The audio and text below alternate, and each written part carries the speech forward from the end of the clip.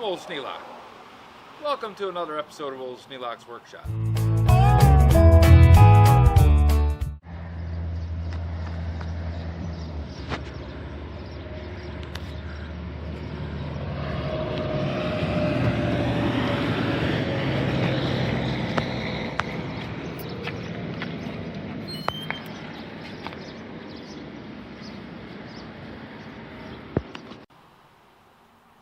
I went to the doctor, got my bandage changed, and got my stitches checked, and everything seems to be healing well. Got x-rays. My fingertip bone, just the little end of the bone, not the joint, just the little end of the bone, looks like a bag of rocks in the x-ray. So it's going to take a while to heal. So I've got a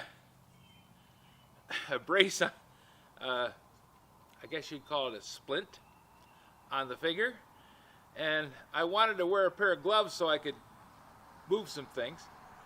And so I had this old pair of gloves that had one finger all tore up. Well, actually two fingers. So I decided to just cut this finger off. And I made it a big enough hole that I could put that splint through. That way I can still grab things like this, not damage my finger, and do some work.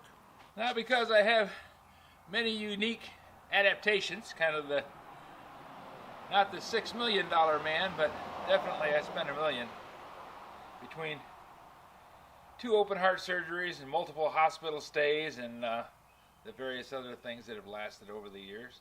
I've got a mechanical heart valve. I've got all kinds of adaptations, hearing aids,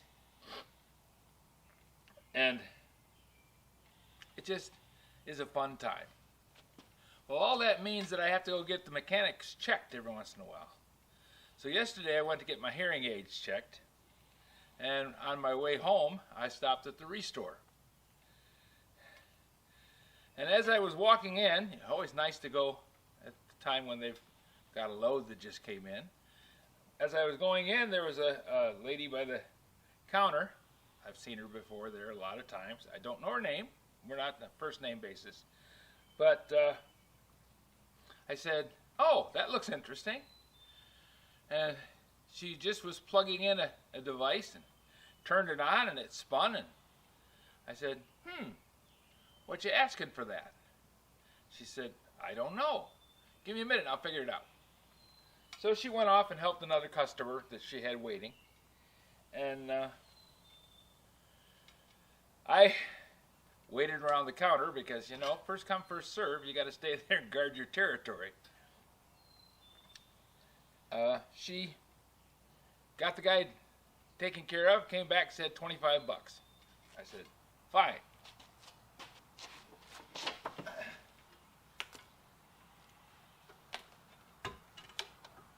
Now, I happen to have one of these in the basement workshop, but it has a problem. It doesn't have a motor on it, and the quill is stuck.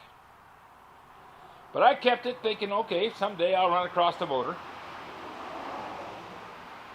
and I never did.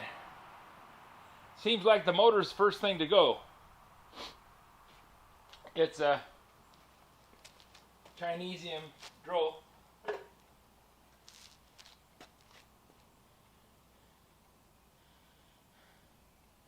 And they don't have a whole lot going on them.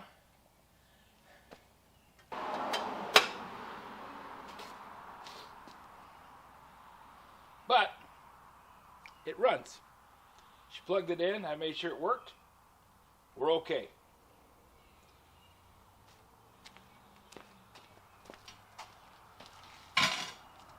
Now, while I was standing up by the counter,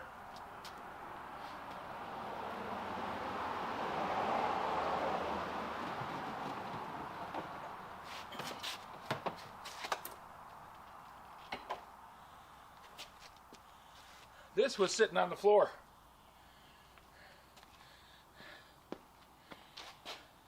It already had a price tag on it, $25. So knowing that that drill press was 25 bucks, and it worked, I wheeled this over and plugged it in, and it works too. So I said, okay, I'll take both of those. Picked them up, took them out, put them in the trunk of the car, and they're mine. Now, I've got a full-size floor mount drill press out in the workshop, but I like having a little one like this. This bench size is nice for jobs where you want to go someplace and drill a hole away from the shop. I gave one to my son for Christmas one year because I had one, the motor went out on it, and I thought, I'm going to get him a drill press because I already had the big floor mount. I thought, I'm going to get him a drill press and then I'll get me one, thinking that I would run across one. Well, that was 10 years ago. But, hey, I got a drill press now. Now, the little one downstairs has earmarks of being set up as a milling machine, so I might have to put a little bit bigger motor on it. But we'll do that another time. Right now, I'm going to haul these out to the workshop and get them out of the way because I don't have a use for these right now. You know, that doesn't make any sense, buying something you don't have a use for. I said right now. Now, I may have a use for one later. I may have an absolute need for one. And now I have one, so I don't have to worry about it. And the price was right, 50 bucks for both of them. That's the thing about the Restore. If you hit them at the right time, prices are the right price.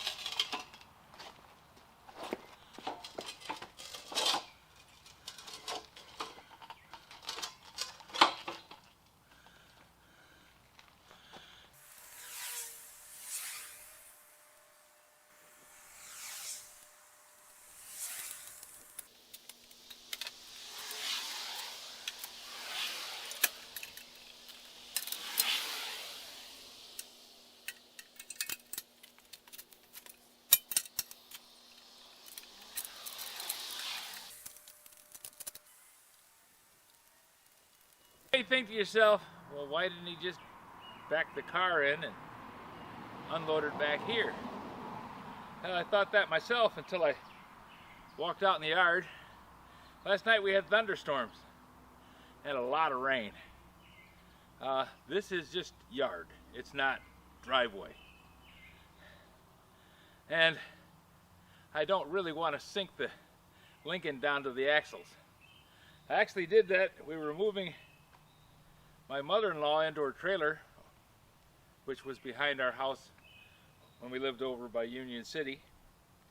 We had 2 acres. We gave her the back section and put her house in and powered it up and sank a well. She lived there for a few years. But on the day we moved her, we moved her with vehicles. We didn't have somebody come and move all the stuff. And one of the things that we did is we loaded up the Lincoln and the pickup truck. We had a different Lincoln at the time, about the same age, maybe a few years older. Anyways, we drove the Lincoln back to her house, backed it up to the door, and while I was unloading it, it sank down until it was flat on the ground. Now I had an 8N, not the big 6-cylinder engine Glover version. That was just an 8N. It was a nice tractor though. Tractors got a lot of pull because they geared really low.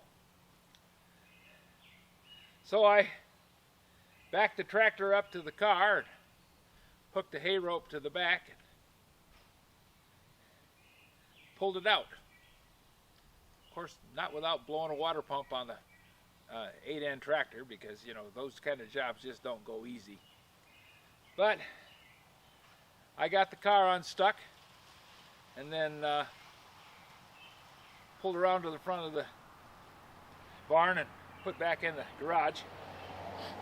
No damage done.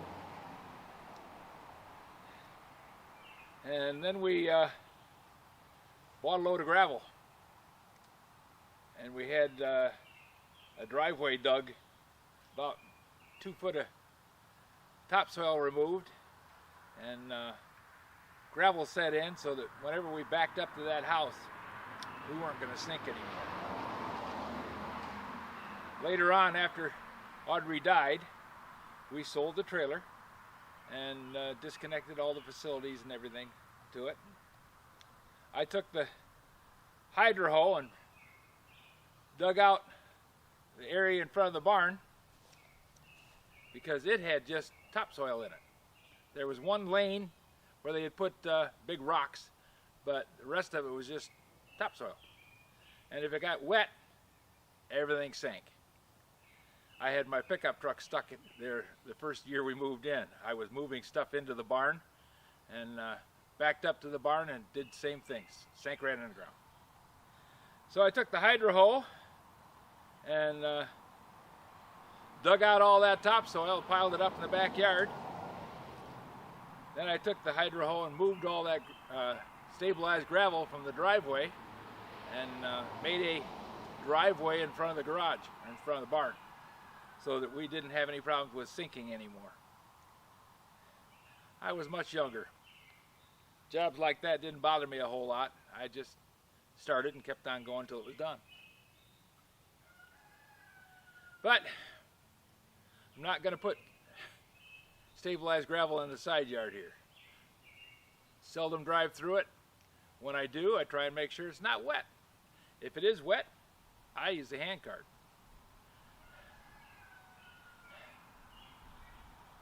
So that's the long sad story of getting stuck over at Union City and why I didn't back up here. Once burned, twice learned. Except it took me twice to learn it. Oh well. Time goes on, you either get smarter or you just get older. I hope I got both.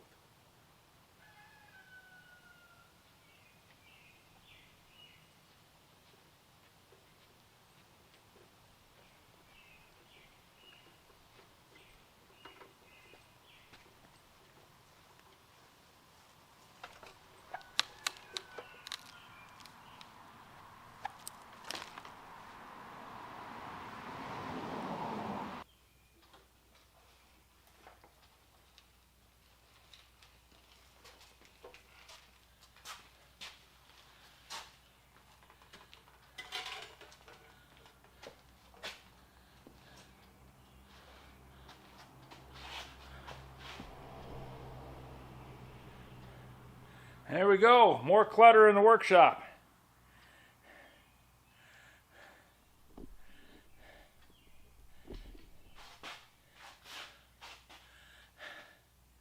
I sometimes liken myself to an old turtle in the pond out behind the barn. The old turtle just sits in the pond, waits for something to float down the stream, and he grabs it, takes it down, and eats it. Sometimes he grabs it and just sits it on the bank, tucked underneath a piece of wood or something laying there, and lets it tenderize a while before he gets to it. But I'm kind of like that. I find something coming down the stream towards my shop, I grab it, tuck it on a shelf, and I've got it. Sometimes it takes a while to find it again, but I've got it. If you have any suggestions for new video, questions about today's video, or any of the other videos on the channel, just drop a note in the comments. You know I read them all. Thanks for watching.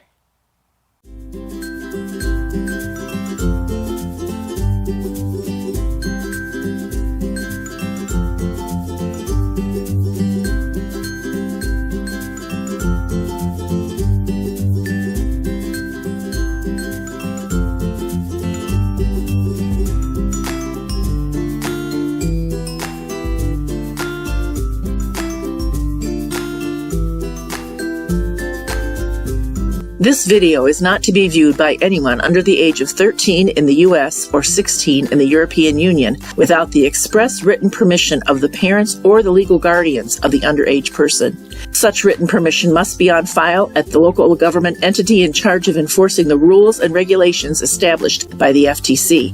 Anyone violating these terms is admitting by default that they hold harmless the owners and operators of this channel. Any and all questions should be addressed to your local branch of the FTC.